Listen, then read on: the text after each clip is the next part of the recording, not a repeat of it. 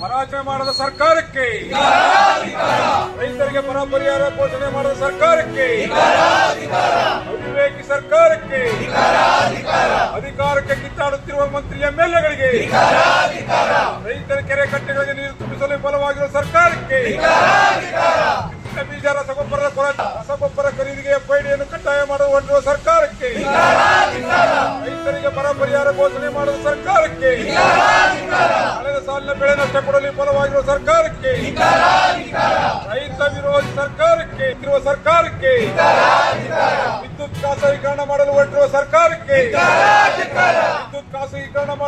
ಸರ್ಕಾರಕ್ಕೆ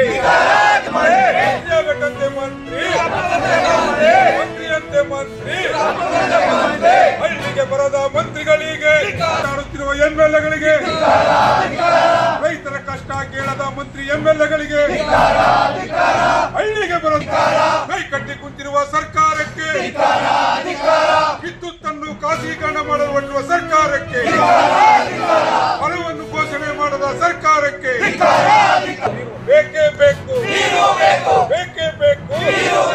ಬರ ಘೋಷಣೆ ಮಾಡದ ಸರ್ಕಾರಕ್ಕೆ, ಬರದ ಬಗ್ಗೆ ಛಾಯದ ಬಗ್ಗೆ ಅರಿವು ಇಲ್ಲದ MLAಗಳಿಗೆ, ಮೇಕೆದಾಟು ಯೋಜನೆ ಜಾರಿ ಮಾಡದ ಸರ್ಕಾರಕ್ಕೆ, ಕೊಡದ ಸರ್ಕಾರಕ್ಕೆ, ಜಾನುವಾರುಗಳಿಗೆ ಮೇವು ಕೊಡದ ಸರ್ಕಾರಕ್ಕೆ, ಜಾನುವಾರುಗಳಿಗೆ ಮೇವು ಕೊಡಲು ವಿಫಲವಾಗಿರುವ ಸರ್ಕಾರಕ್ಕೆ, ಕುಡಿಯಲು ನೀರು ಕೊಡದ ಸರ್ಕಾರಕ್ಕೆ, ವಿದ್ಯುತ್ ಖಾಸಗೀಕರಣ ಮಾಡಲು ಹೊರಟಿರುವ ಸರ್ಕಾರಕ್ಕೆ.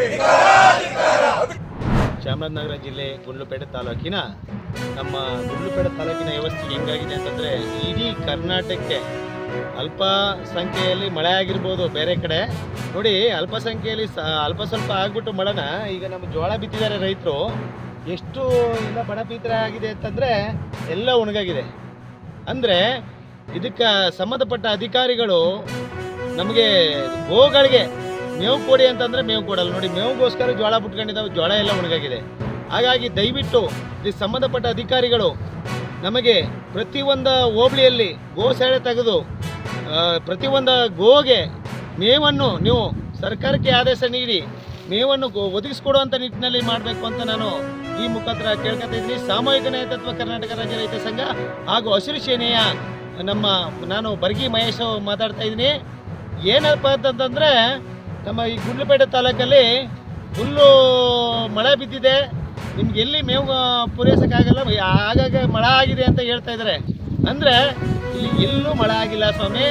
ಡೈರೆಕ್ಟು ನಾವು ಈಗ ಸ್ಥಳಕ್ಕೆ ಬಂದು ಈಗ ವಿಡಿಯೋ ಮಾಡ್ತಾ ಇದ್ದೀವಿ, ಎಲ್ಲೇ ಹೋದರೂ ಈ ಥರ ನಮಗೆ ಜೋಳ ಒಣಿಕೊಂಡಿದೆ, ರಾಗಿ ಒಣಿಕೊಂಡಿದೆ, ನೆಕ್ಸ್ಟು ಸೂರ್ಯಕಾಂತಿ ಎಲ್ಲ ಒಣಿಕೊಂಡಿದೆ. ಆದಷ್ಟು ಎಚ್ಚೆತ್ತು ಇದಕ್ಕೆ ಸಂಬಂಧಪಟ್ಟ ಇಲಾಖೆ, ಕೃಷಿ ಇಲಾಖೆನೇ ಆಗಲಿ, ತೋಟಗಾರಿಕೆ ಇಲಾಖೆನೇ ಆಗಲಿ, ಇದಕ್ಕೆ ಬಂದು ನೋಡಿ ಸ್ಥಳಕ್ಕೆ ಪರಿಶೋಧನೆ ಮಾಡಿ ಈ ಭಾಗದ ಶಾಸಕರು ದಯವಿಟ್ಟು ಪರಿಹಾರ ವ್ಯವಸ್ಥೆಯನ್ನು ರೈತರಿಗೆ ಒದಗಿಸ್ಕೊಡ್ಬೇಕು ಅಂತ ನಾನು ಈ ಮುಖಾಂತರ ಕೇಳ್ಕೊತಾ ಇದ್ದೀನಿ. ಒಂದು, ನಾವು ರೈತ ಯಾವುದೇ ಸರ್ಕಾರ ಕೇಳಲ್ಲ, ಒಬ್ಬ ಅಧಿಕಾರಿ ಕೇಳಲ್ಲ. ಮಳೆ ಬಿತ್ತು ಅಂತಂದರೆ ಇನ್ವೆಸ್ಟ್ ಮಾಡ್ತೀವಿ ಭೂಮಿಗೆ. ಮಳೆ ಬಿತ್ತು ಅಂತಂದರೆ ಇನ್ವೆಸ್ಟ್ ಮಾಡೋದು ಅಂತಂದರೆ ದೇಶದಲ್ಲಿ ರೈತ ಒಬ್ಬನೇ. ನಾವೀಗ ಆಲ್ರೆಡಿ ಟಾರ್ಗೆಟ್ಸ್ ಬಂದರೆ ಡೇ ನಲ್ಮಲ್ ಆಗಿರ್ಬೋದು, PM ಸ್ವನಿಧಿ ಸ್ಕೀಮಲ್ಲಿ ಆಗಿರ್ಬೋದು, ನಮಗೆ ಸಂಘಗಳನ್ನು ಮಾಡಬೇಕು ಅಂತ ಟಾರ್ಗೆಟ್ ಕೊಟ್ಟು ಎವ್ರಿ ಇಯರ್ ನಮಗೆ ಟಾರ್ಗೆಟ್ ಬರುತ್ತೆ ಹೊಸದಾಗಿ. ಹಾಗೆ PM ಸ್ವನಿಧಿಗೂ ಸಹ ಟಾರ್ಗೆಟ್ಸ್ ಬರ್ತಾ ಇದ್ದಾರೆ. ಆ ಟಾರ್ಗೆಟ್ಸ್ ಸಹ ನಾವು ಅಚೀವ್ ಮಾಡಿ ಈಗ ಆಲ್ರೆಡಿ ನಾವು 5th ಪ್ಲೇಸಲ್ಲಿದ್ದೀವಿ.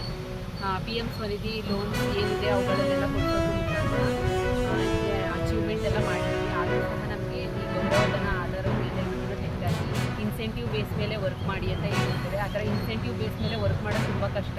ಯಾಕಂದರೆ ಪ್ರತಿ ಸರಿನೂ ನಾವು ಬೀದಿ ಬದಿ ವ್ಯಾಪಾರಿಗಳನ್ನು ಸಿಗ್ತಾರೆ ಅಂತ ಹುಡುಕ್ತಾ ಹೋಗೋದು ಕಷ್ಟ. ಒಬ್ಬ ಬೀದಿ ಬದಿ ವ್ಯಾಪಾರಿಗೆ 150 ರೂಪಾಯಿ ಆದರೆ ನಾವು 10,000ನ ಸಂಪಾದನೆ ಮಾಡಬೇಕಂದ್ರೆ 67 ಅಪ್ಲಿಕೇಶನ್ಸ್ ಡಿಸ್ಕಸ್ ಆಗುತ್ತೆ ಅನ್ನೋ ನಂಬಿಕೆ ಇರಲ್ಲ. ಯಾಕಂದರೆ ಈಗಿನ ಜನ್ರೇಷನಲ್ಲಿ ಎಲ್ಲರೂ ಸಿಬಿಲ್ ಸ್ಕೋರು ಅದೆಲ್ಲ ಸಮಸ್ಯೆ ಇರುತ್ತೆ. ಅದರಿಂದ 10,000ನೇ ನಮಗೆ ಕಡಿಮೆ, ಮುಂದೆ ಎಲ್ಲ ಸಂಬಳ ಜಾಸ್ತಿ ಆಗುತ್ತೆ ಅನ್ನೋ ಒಂದು ಭರವಸೆಯಲ್ಲಿ ನಾವಿದ್ದರೆ, ಇವಾಗ ಆಲ್ ಆಫ್ ದ ಸಡನ್ ಅವ್ರು ಏನು ಮಾಡಿದ್ದಾರೆ ಅಂದರೆ 10,000ನೂ ಸಹ ಕೊಡಲ್ಲ. ಈ ಥರ ಇನ್ಸೆಂಟಿವ್ ಬೇಸ್ ಮೇಲೆ ವರ್ಕ್ ಮಾಡಿ ಅನ್ನೋದು ಎಲ್ಲರ ಫ್ಯಾಮಿಲಿ ನಡೆಸೋದಕ್ಕೆ ಕಷ್ಟ ಆಗುತ್ತೆ. ಇದೇ ಥರ ಕರ್ನಾಟಕದಲ್ಲಿ 587 ಜನ ಇದ್ದಾರೆ. ಎಲ್ಲರಿಗೂ ಸಹ ತೊಂದರೆ ಆಗೋದ್ರಿಂದ ಈ RP ಅನ್ನೋದು ಏನಿದೆ ಅದನ್ನು ಬೇಡ. ಇವಾಗ ಏನಿದೆ CRP ಅದನ್ನು ಮಾಡಿ, ಇವಾಗ ನಮ್ದು ಏನಿದೆ ಸ್ಕೀಮು ಅದನ್ನು ಮುಂದೆ ಬರೋವರೆಗೂ ಸಹ ULP ಫಂಡಿಂದಾದರೂ ಸಹ ನಮಗೆ 10,000 ಗೌರವಧನ ಕೊಡಬೇಕು ಅಂತ ಎಲ್ಲರೂ ತಾವೆಲ್ಲ ಇಲ್ಲಿವರೆಗೆ ಸುದ್ದಿಗಳನ್ನು ನೋಡಿದಿರಿ, ಜೊತೆಗೆ ವಿಶೇಷ ಘಟನೆಗಳನ್ನು ಸಹ ನೋಡಿದಿರಿ. ಅದು ನಿಮ್ಗೇನು ಅನ್ನಿಸ್ತು? ನಿಮಗೆ ಲೈಕ್ ಮಾಡಿರಿ, ಶೇರ್ ಮಾಡಿರಿ, ಕಾಮೆಂಟ್ ಮಾಡಿರಿ, ಜೊತೆಗೆ ಸಬ್ಸ್ಕ್ರೈಬ್ ನಿಲ್ಲಿಸ್ಬೇಡ್ರಿ. H16 ನ್ಯೂಸ್ ಅರ್ಥಾತ್ ಸತ್ಯದ ಕೈಗನ್ನಡಿ ವಂದನೆಗಳು.